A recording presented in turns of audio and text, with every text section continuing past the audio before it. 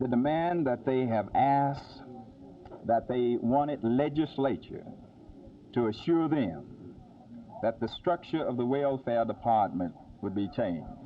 A long distance call was made, the assurance was given, with 2 senators and 4 legislatures was here.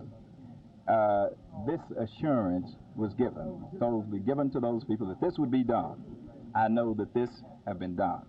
The immediate need that they ask about, checks being stopped, wheelchair being taken from someone, and other things that they have legitimate gripes about. They said this would be done in a day. This would be done. I want these people to bring it to them. They said, all right, we have an immediate need of condition in our home. And nobody's patting me on the back and said, well, Sammy, you know we'll do this. What I'm saying that no ifs and buts, specs, or maybes. This has been done. I'm in a position to know it because I'm spending the money of our church and of people who said that they would do it. As far as legislature is concerned, we know that this is going to take some time, but we have the assurance that this is going to be done. And they are waiting.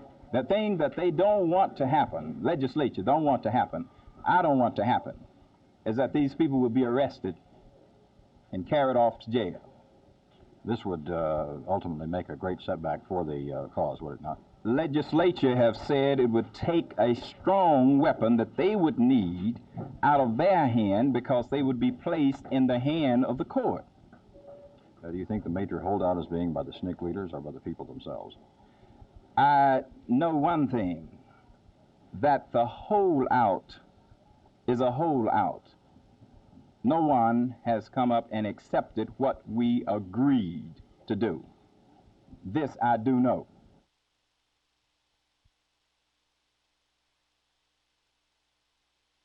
We are planning, our general counsel, Mr. Carl Racklin, is en route to Dallas at this moment. From New York? From New York City. He is a noted civil rights attorney. He was former general counsel for CORE, serves as general counsel to the National Welfare Rights Organization. We are bringing him into Dallas to file a number of suits and a number of proceedings against the state welfare department of the state of Texas, which is violating both federal regulations and are violating their own laws. Will he also try to rebuke the temporary restraining order which was granted last night by Judge D. Brown Walker? Well, we don't expect justice in the courts of Texas. Why not? Well, because it is clear from the way they have treated the welfare recipients who are simply seeking enforcement of present laws, where they are attempting to restrain and to enjoin the welfare recipients from exercising their own constitutional rights.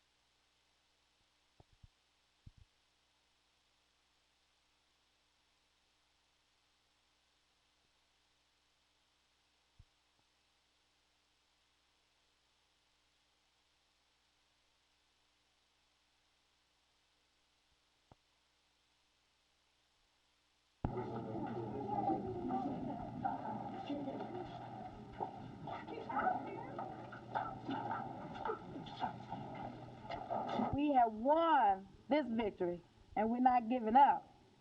We got some more victories to win. And I want to let you know, just like we won this victory, we'll win others. But now we're going out to get more support, organize, and then the victories that we're coming to win next time will be more. Not only one victory, but it has to take 2 victories, 3 victories, we'll win them all. Could you tell us how you won these? I mean, what victories you have won today? Well, one thing, we got the federal government. We have men coming in from Washington, to investigate the state welfare department, how we treat it, for one thing. Do you have any future plans for further demonstrations? That's all.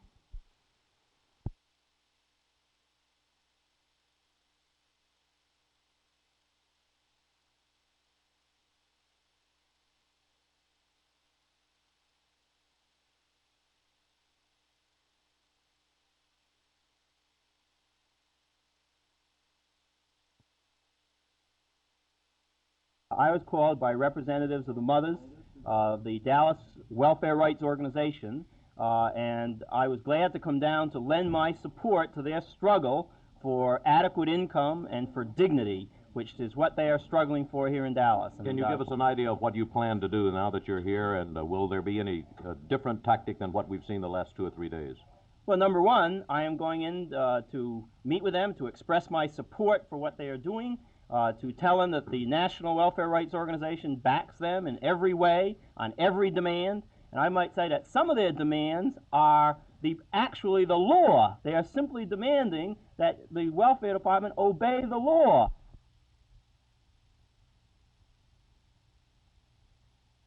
Oh, it is a very legitimate grievance. Do you realize that the amount of money given to welfare recipients here in Texas is one of the lowest in the country? You are 44th in the country in the payments to families with dependent children. This is totally inadequate.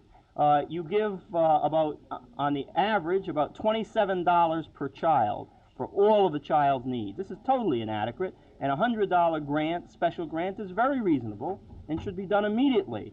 Doctor, just a moment ago, you stated that the reason why you felt that officers have not moved in to arrest anyone. Would you restate that, please? Well, yes, the main reason, I believe, is because the state is concerned about the fact that they are acting illegally at the present time, that they are violating their own laws, they are violating the federal laws and the federal regulations, and they are reluctant to move in because they're afraid of being exposed, that the publicity around the arrest and the publicity around the whole incident will expose the fact that they are wrong.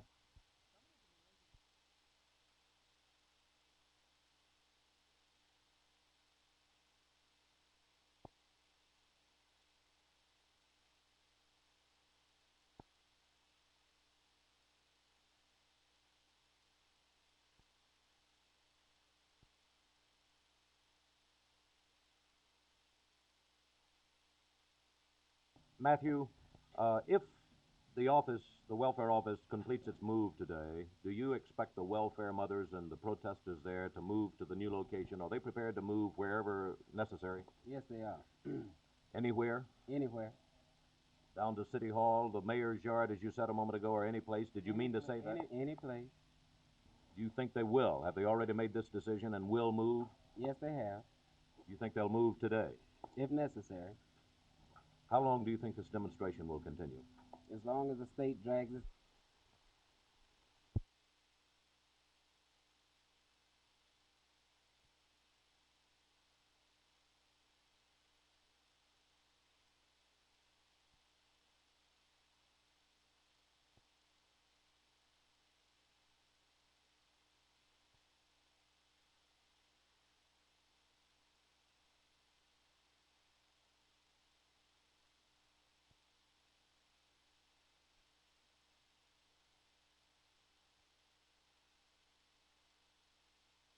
At Edna Rowe School, we have a situation that certainly makes for a very definite need in a pilot program for an elementary counselor, one that we have not known before.